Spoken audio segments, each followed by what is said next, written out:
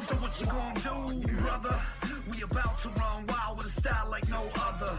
So somebody call Brodus Clay mother and tell her Richard runs on the men like Ed Lover and Doc Dre. What Scott say, what they hang on every word like it's something that the Rock say.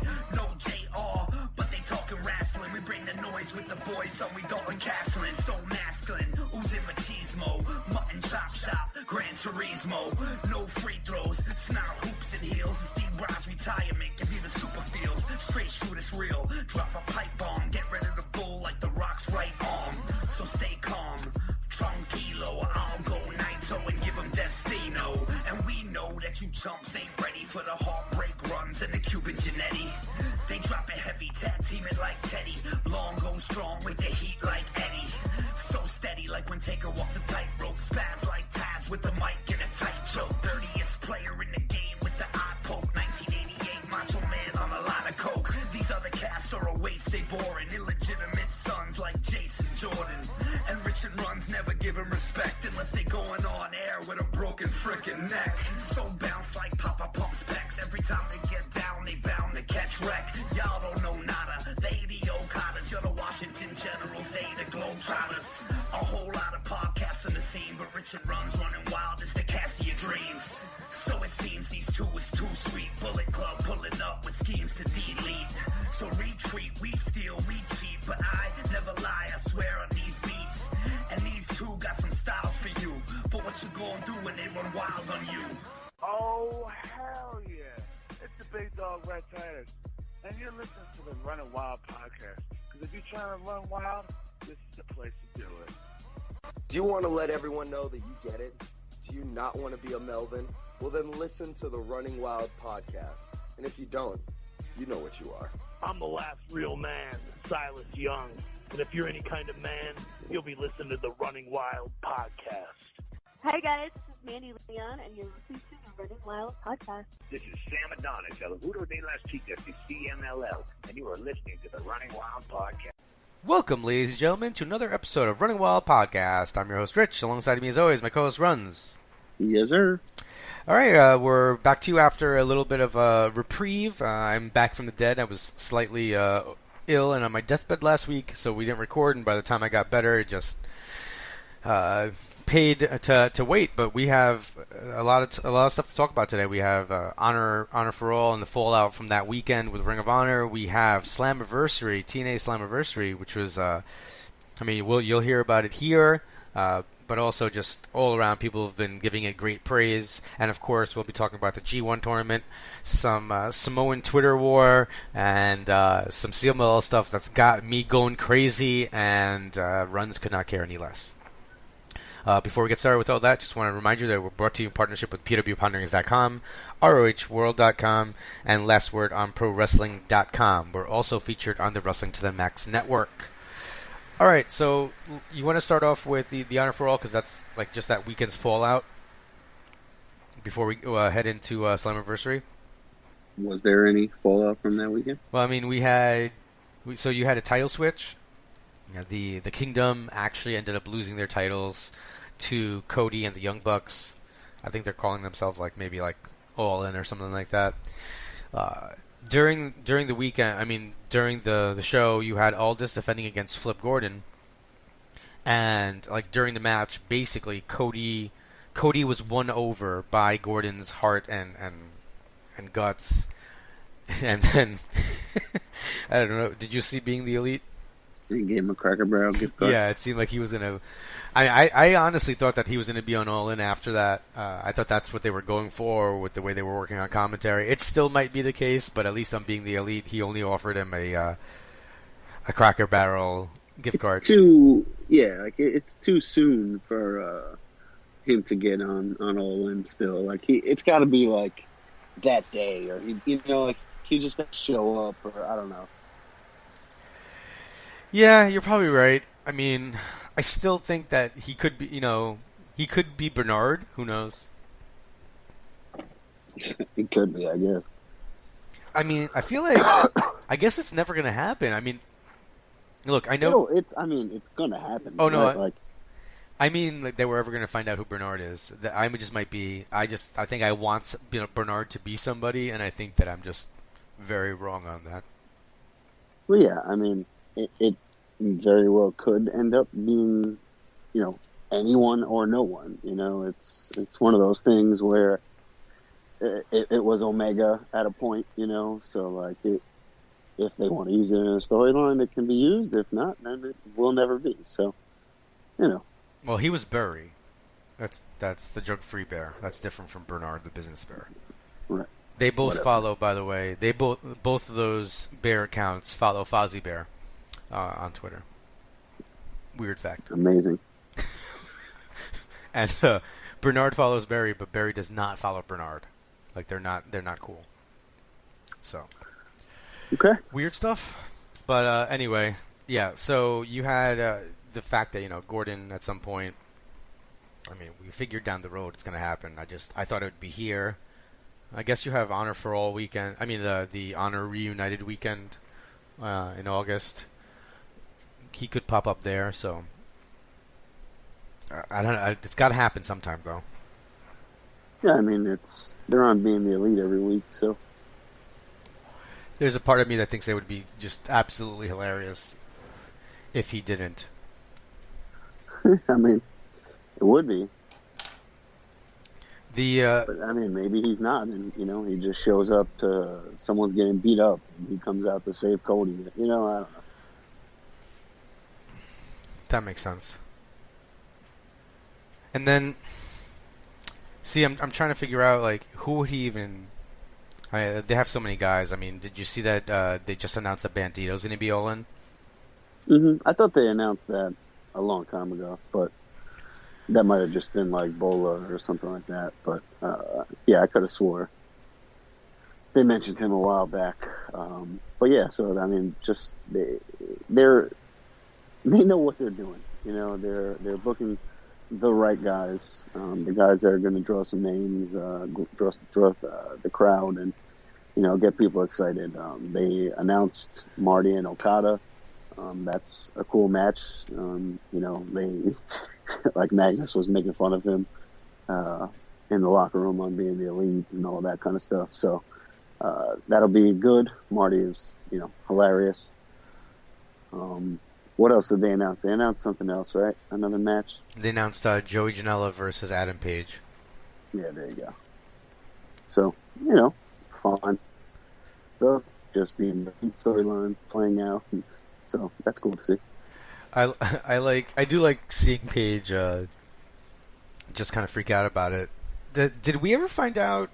Didn't someone sneak up on him or something in maybe the last episode of BTE? I thought it made me feel like it was Joey Ryan because remember after the funeral thing, like his body wasn't in the casket or something.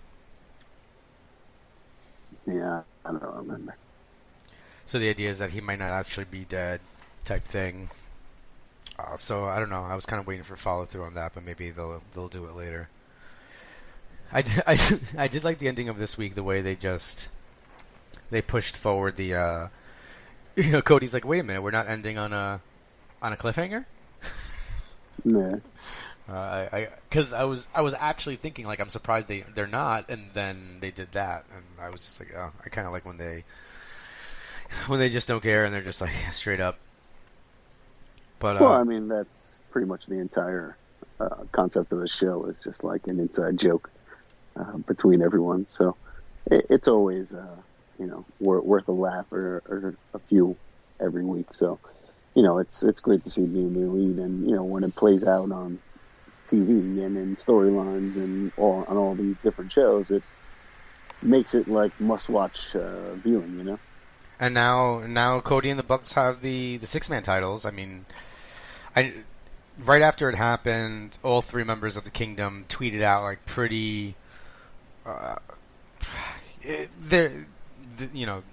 They're honest tweets. I mean, whatever, quote unquote, where they're really pissed off and they basically say they want to quit Ring of Honor because there's a conspiracy against them.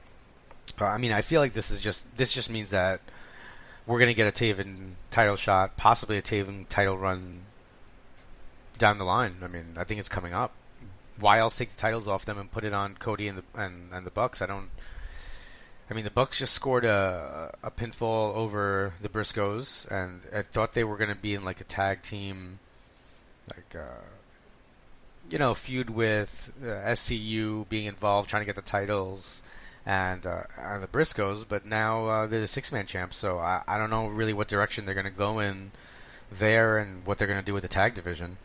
Well, I think the Bucks just were in the feud for the tag titles. They had their match. They lost to the Briscoes, so now they can take a step back, and now they're the 6-man champs. So, that's perfectly fine. And it gives them and Cody something to do while they're not in the main title pictures, and that's fine. We've been saying that Taven's kind of time was coming up, and the storylines were in place, and even more so with Lethal as the champ, it just kind of continued to grow that way. So now, who knows what happens with Ring of Honor and Lethal and all that kind of stuff, and that's a story for another day. But it very well could be this is kind of just working out for Taven, where it's going to be his time soon. I hope so. I mean, he'll be heading down to CMLL next week, along with Christopher Daniels will be there also, and the Briscoes. So the Briscoes are going to be there for one show on Friday. It's, I know you're not very excited about this, but I'm super amped up for the Briscoes and Roosh versus La Parka, Phoenix, Ray Phoenix, and Penta. So that's going to be kind of crazy. I don't know what Daniels is doing. The reason Friday's a big show is because it's like the 40th and listen to the 40th anniversary of when Negro Casas started wrestling. Like, dude is still he's wrestling now, like semi-main events, like every show. And so this is like a tribute show to his career, basically. And like it said that he got to pick the matches or something like that. So pretty crazy to have all that talent down there. I don't know what Daniels, I think, is going to be on the Sunday show, and I would assume that Taven's going to be down there. He's got to defend the title that he has against Volador, possibly. I'm not sure if he'll drop it. And then I think he'll be down there a little longer. So just a lot of cross-brand stuff, and it seems that happens a little bit more during the summer. So Ring of Honor's got a little break until we have Honor reunited, which will be in the middle of August. And of course, I'm going on another vacation, so somehow I'll be on vacation during those 3 shows. What? Because I literally pick I go on vacation the best weeks ever, usually during huge wrestling times. But I'm putting my foot down. Nothing's going to happen during WrestleMania week next year. We are not going anywhere. I will be dedicated to local area wrestling. So, Slammiversary was good. I actually got a chance to take a look. I didn't watch every match, but I tuned into like some of the bigger matches. Man, I don't even know. Like at this point, realistically, it's not right to say TNA anymore. No, I mean it is. They are distancing themselves from that name, and being Impact. And I was commenting to you during the show, like I really like them being based, basically out of Canada now. And it was Florida wasn't working. The setup they had, the free tickets, the crowd they were drawing, just the aura, the stink that was associated with that, it wasn't working. So. Being in Canada, I liked that arena they were in for Slammiversary. They had a nice setup. It looked nice on the TV. The crowd was really into it. So, I love the storylines, the video packages that they had. I haven't watched Impact every week, but, watching that kind of made me want to start. So, that's not something I can say for any TNA show in the past. I don't know, however many years. The last 2 Impact show, I thought they were excellently done. And, I'm definitely leaving a good taste in my mouth. Yeah, man. I mean, listen, as I've been watching more CMLL, a mask versus hair match is something that I think is really cool to be able to watch, especially like in an American broadcast. I may not love all the talent there. There's some guys that I'd rather not see, to be honest with you. But at the same time, it's very different. It's not. I will openly admit here now that if they're continuing to do what they're doing right now, I can no longer sit here and say, TNA sucks, TNA sucks, TNA sucks. Right, and when, of course there's going to be guys that you don't like because there's guys that you don't like everywhere, Yeah. So that holds true for every promotion. But, the guys that I do like, Morrison, Phoenix, Penta, Aries, even Moose, or guys like that, they outweigh the other guys. So I really enjoyed watching that show. I watched it live. I was looking forward to the card. I wanted to see the mask versus hair match just because, but it just kind of sucks. Like, Sami Callihan's hair isn't a big deal. It's never been a big deal. Yeah. And he really doesn't have any left. Like, the sides were shaved and everything. So it was kind of like, okay, how big of a deal is this haircut? But the match was really well done. And there were times when I was like, wow, holy shit, maybe Pentagon was going to lose. Just, knowing that wasn't going to happen, but still, they planted that seed of doubt for, even a split second, and that was well done. I hope that he does. My favorite thing about a hair match is generally the fallout where a guy comes out with a wig. I think he makes the Chris brothers shave their heads and stuff like that. Oh, yeah, gosh darn it! See, like in CMLL, there's still fallout from this woman getting her head shaved, where she comes out with like a doofy hat on top of a wig, right. And then she starts to wrestle, and almost like immediately, like her wig gets pulled off, and then she overreacts, and I don't know. That Kurt stuff Angle was great with that. The wrestling headpiece and the wig and all that. Was so good. Or Vince with the stupid hat. Right. So yeah, I mean, it worked out. I'm looking forward to seeing where they go from here and heading into next shows. And like we said, we like a good amount of this roster, and the matches that these guys are putting on have been really awesome on the pay-per-view. So. Can't really knock them. I really enjoyed that show from top to bottom. I really thought it was really good. Yeah, I know, and I'm gonna be. I mean, I'm not gonna sit here and lie to you and tell you that I'm gonna watch the weekly product when there's so much stuff that I don't watch on a weekly basis already. Like, that is, fantastic, and I'm whatever. But I'm definitely more open to the product than I was before. Even. There's tons of wrestling out there that I like that I don't get to watch, but I think that there's a more positive vibe, positive momentum to the company now, and that's great to see because of course there's already too much wrestling, but we can always use more kind of competition for WWE, for Ring of Honor, for whoever. I just think it makes everyone better, so. If they can get to a point where they're viable again and, they're developing stars or they have these names coming in or stuff like that, then it could be fun. I totally agree. I mean, I think it's just, and the way that they're kind of okay with some talent, going places, and I think it's smart. Like they're right. They should operate more like a little bit of an indie company instead of, WWE, because that's not who they are right now. And, in order to get back there, I think that's a smart move because you don't have Aries or Penta or Phoenix or Morrison or any of those guys if you have exclusive contracts. And then what the hell does that roster look like? I'm not sure there is one.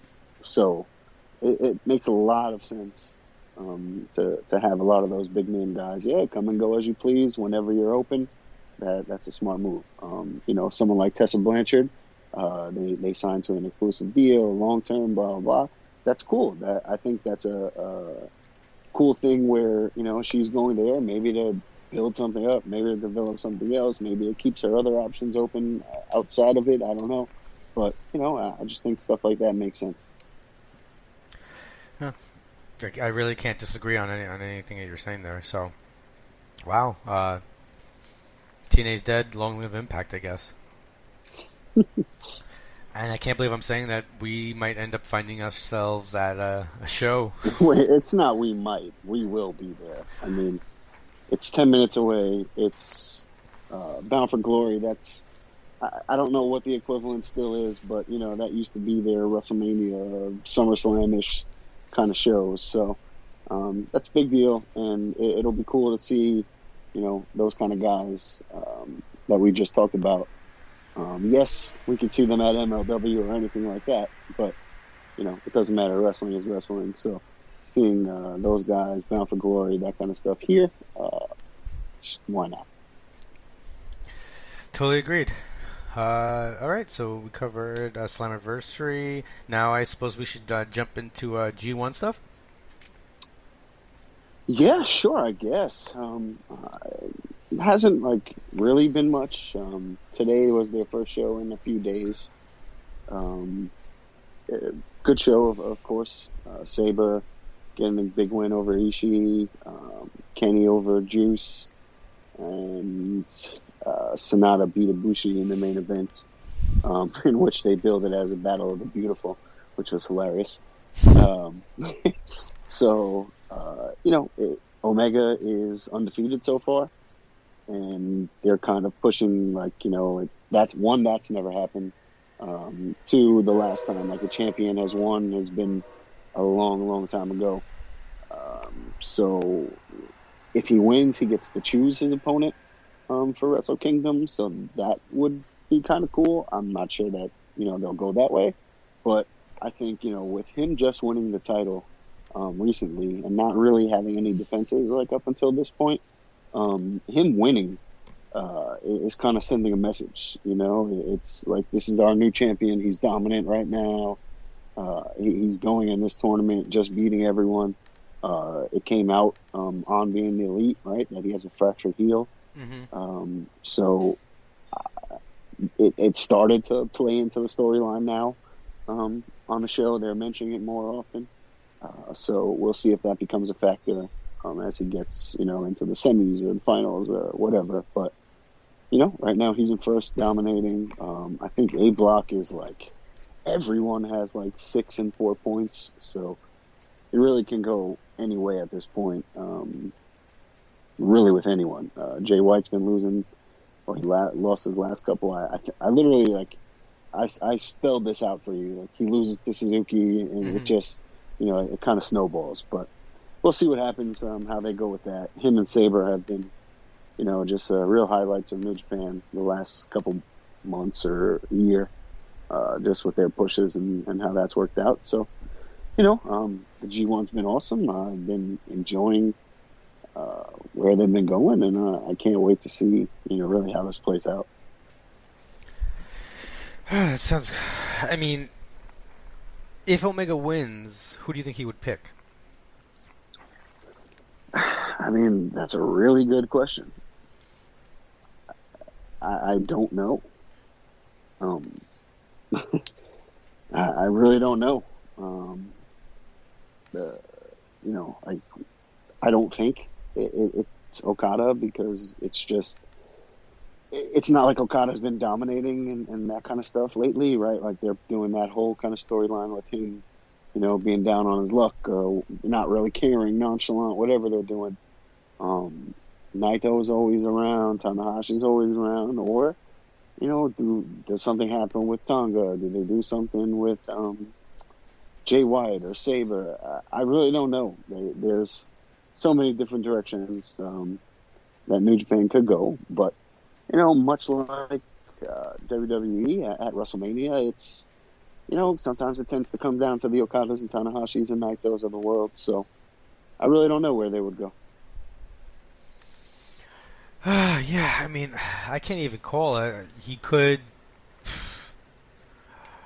I mean, what if he picked Ibushi? I don't think that's where. Right, and, you know, him and Ibushi is going to be the last match of A Block, or whatever block they're in. So, you know, I wonder, maybe you could do something where like Omega is unbeaten and Ibushi beats him, and maybe Omega goes on to win it, and then he's like, my only loss of that whole tournament was Ibushi, and you just sell that Golden Lovers match, which I think people would eat up because they love those guys.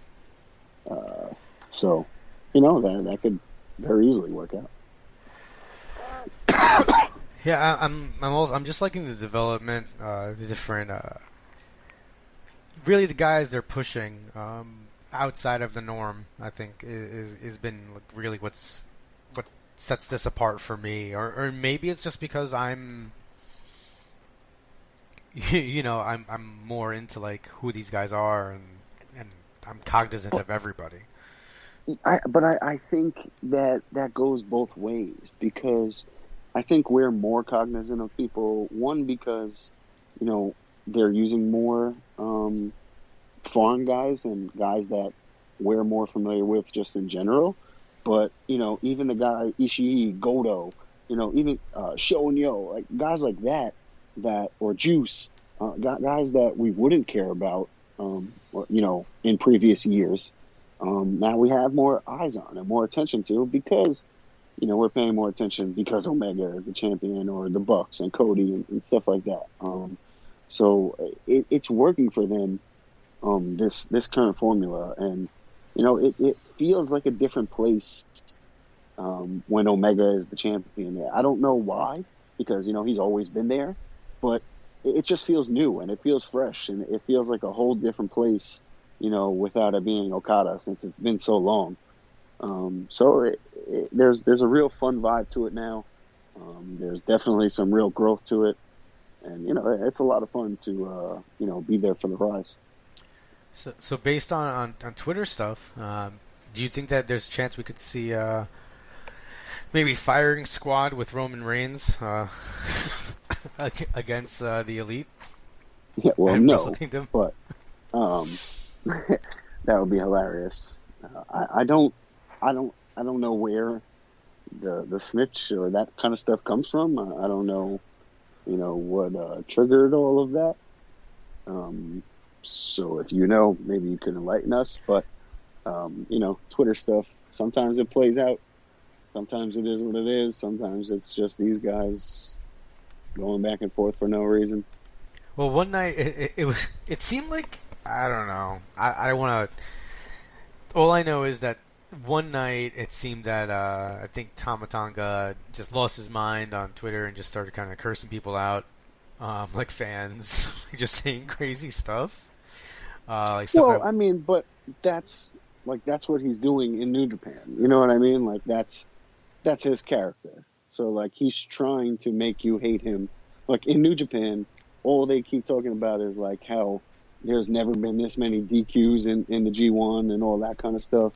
So like they're trying to make you hate them right now, So go ahead.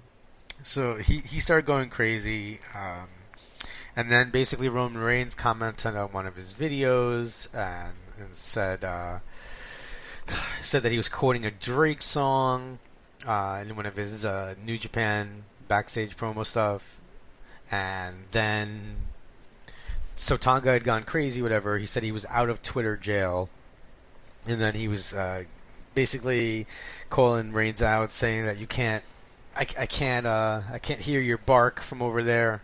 Come to my yard, and calls him a rat.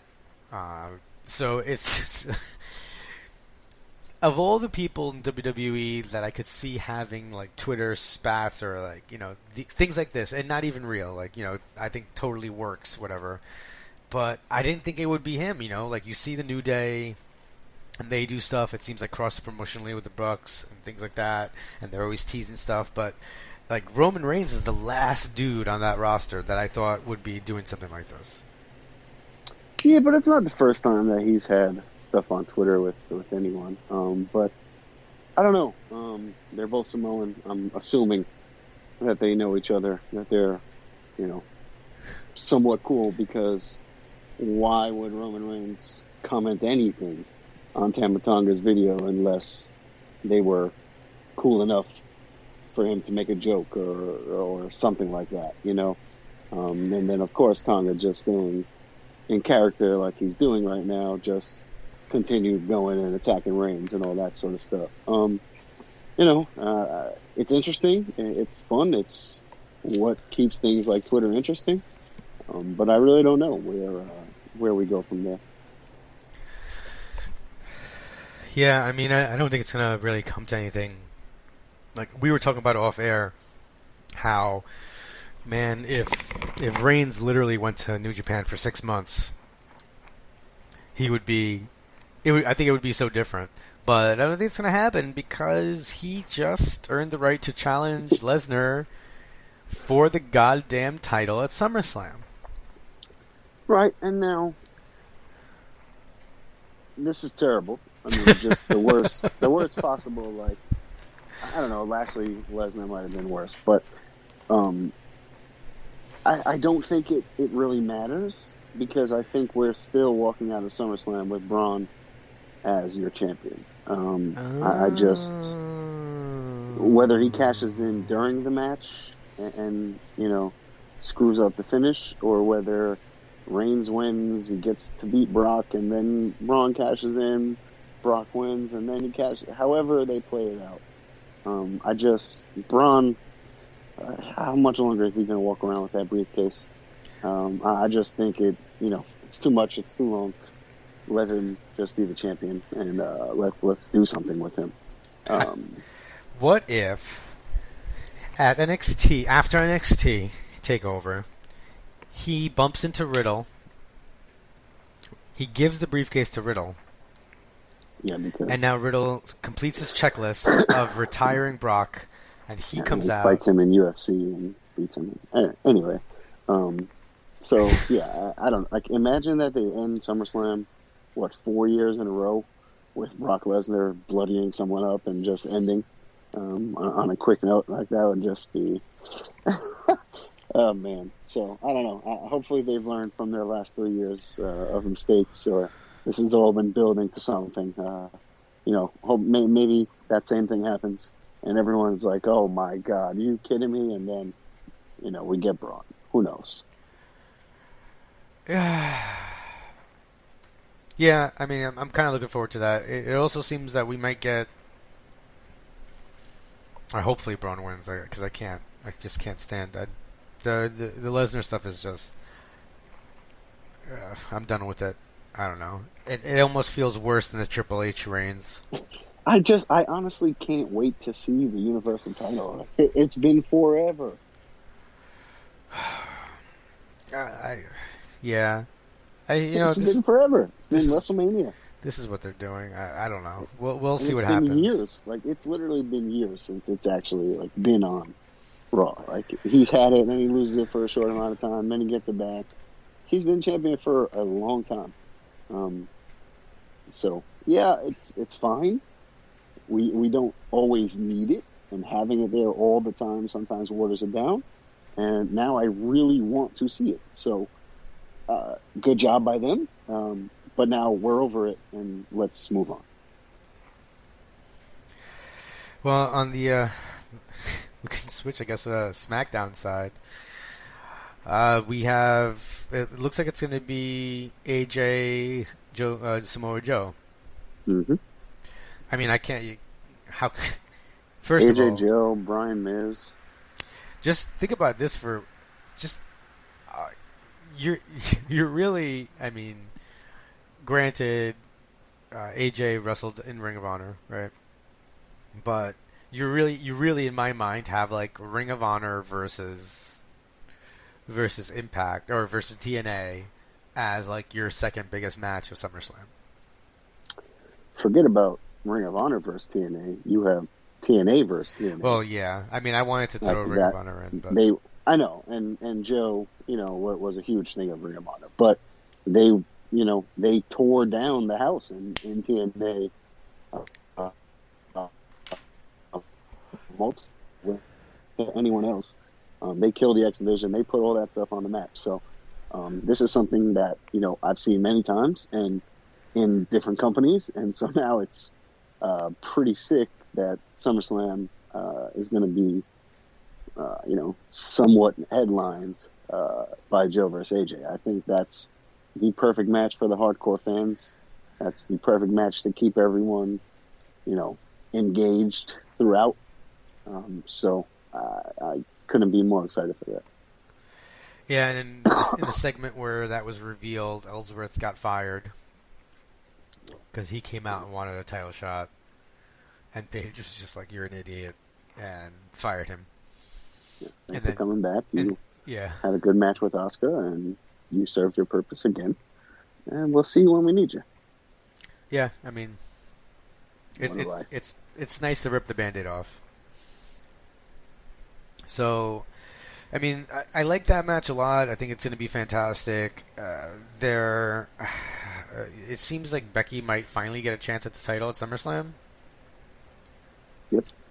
So hopefully she wins. I mean, not that I've had a real problem with Carmella, but I just feel like if Becky doesn't win here, her wheels have been spinning for a while. They really need to put the belt on her. But I get what you're saying, but then again, she hasn't been on TV. She hasn't done anything meaningful in forever. So now, oh hey, we need a feud for Carmella. Oh hey, here's Becky Lynch. She's gonna be good again and win the title. You know what I mean? I'd rather it be someone who I don't know, could use it. All right. But I don't know who else is really in that category right now. So it's a fun match at SummerSlam. Couldn't really care less who wins that. It's fine either way. But I'm just more looking forward to where they go with Asuka or the Iconics or stuff like that. All right. I mean, other than pouring over some more of the. I mean, Orton came out and cut a disgruntled heel promo. Not great. Which apparently Bully Ray was a fan of, and it's like, oh my god. But I mean, perfect. Yeah, exactly, right? I kind of hope now that they just they call each other and give each other they just bitch about stuff together. So I think the other big news that we should talk about before we get out of here is it seems all signs are pointing to Matt Riddle signing with WWE finally. Yeah, and this is something that has been in the works since Matt Riddle started wrestling. He went to the NXT and they pointed him to Evolve. So, it's always been on the back burner. But, we pulled out of some shows recently and people began to speculate. Both sides kind of said no, not yet, not really. But then he pulled out of Bola. And you don't pull out of Bola. That's just not. It's that's not really.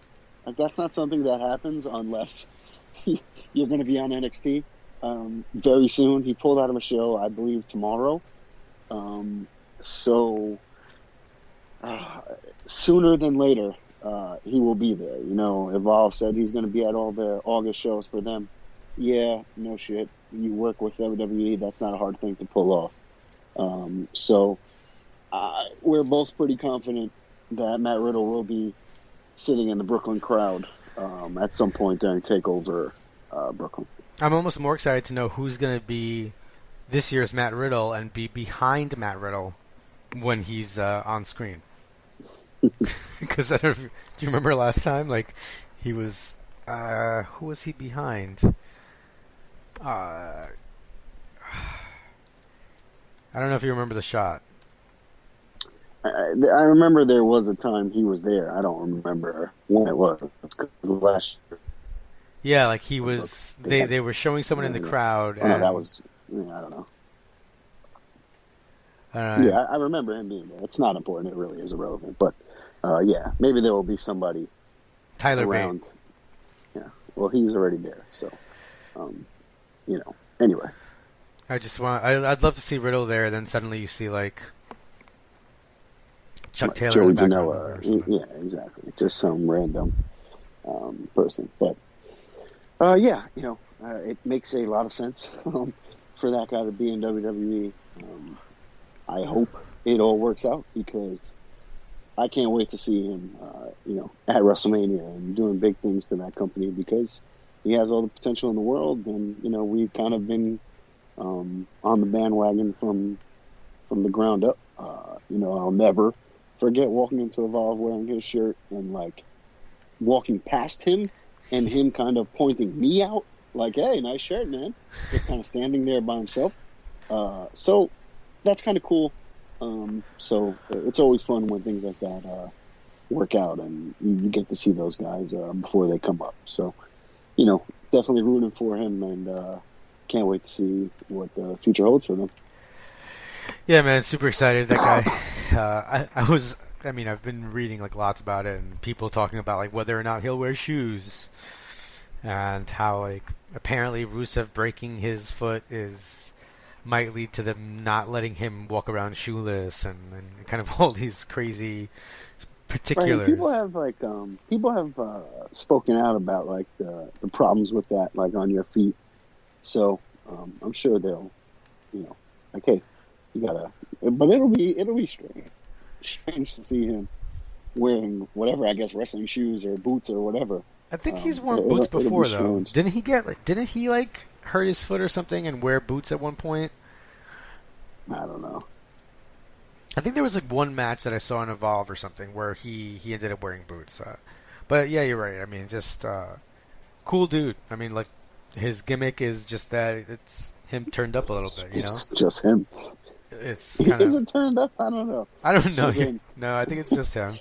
I mean, I've even gotten to do like backstage like promo stuff with him when I was like a Tier 1 wrestling, and he's just super chill. Like could care less, like attitude, like he cares about like wrestling obviously, but he's just like nothing seems to like bother him.